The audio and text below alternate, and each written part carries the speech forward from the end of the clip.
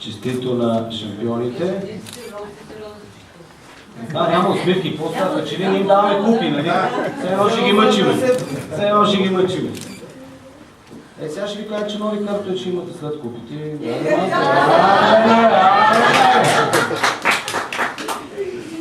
Благодаря.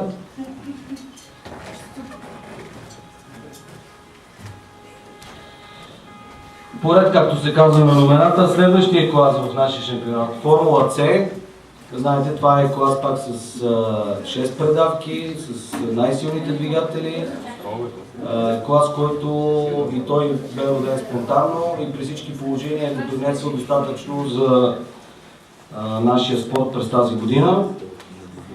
На трето место е Костадин Костадинов, дебютант.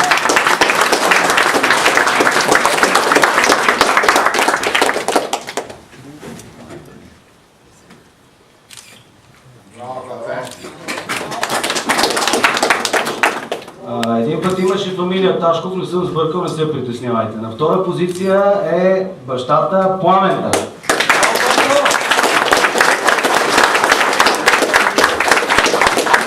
Може би малко страни в Европа има, дето двама баща и син да са на почетната стълбичка. Малко и двамата са на второ место, а все так. Купи се. Година на първо. Да, година на първо. И шампион в клас Формула С е Симеон Богданов.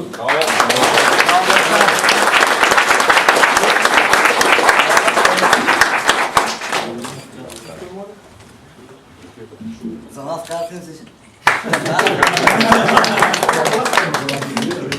Не, да ги дигнем.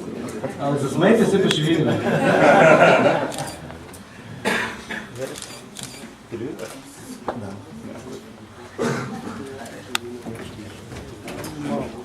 Аз ще помоля Кръла Бушанов да остане.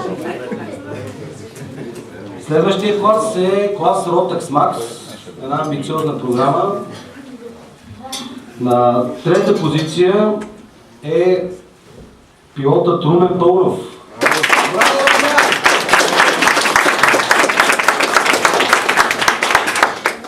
Не случайно не казвам точките, тъй като може би те са важни за статистиката и за журналистите. Тук има резултати, след това всеки от вас може да вземе, а пилотите със сигурност си знаят точно броя на точките, така че...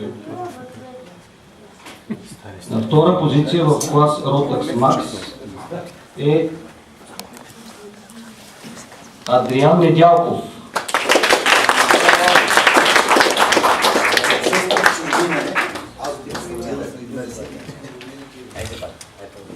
Неговата купа взима, знаете, кой няма да го представям.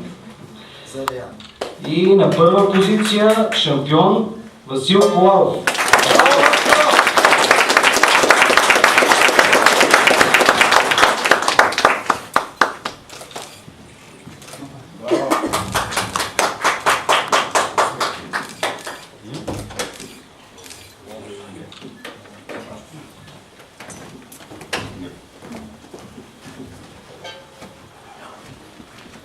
Още едно награждаване ще помоля господин Бушнаков.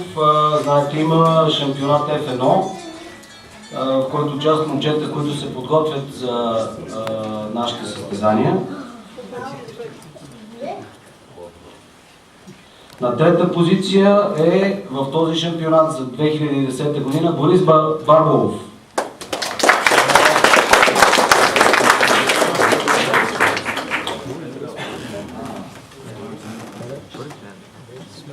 И тук той е отсъствие, затова няма купа. Шампион в този клас е Борис Малинов.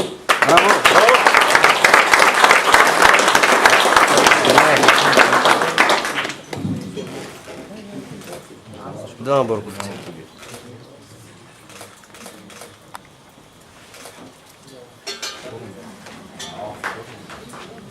Знаете, че най-тежко за една федерация е да избере пилот на годината. Имахме доста дебати, тъй като това е приоритет на управителния съвет.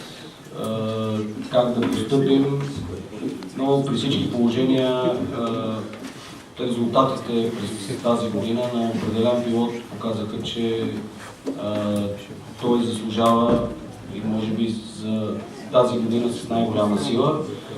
И така, пилот на 2010 година на Българска федерация по картинг спорт е Мишел Георгиев.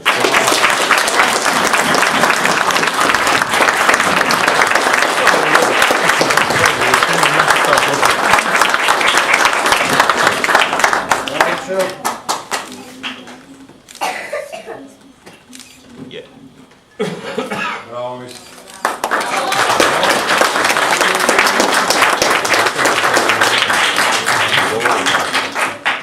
Ще опитам от тук да говоря, че ми е далече микрофона.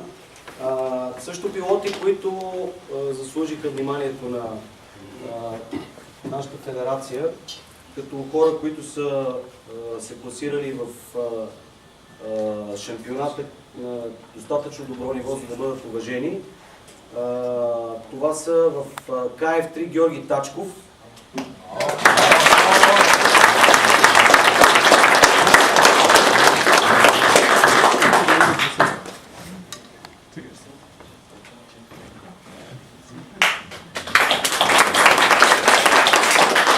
И още един пилот в КФ3, Лъчезар Иванов.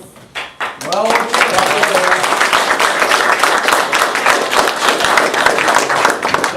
Движение съответно 4-то и 7-то место в европейския шампионат.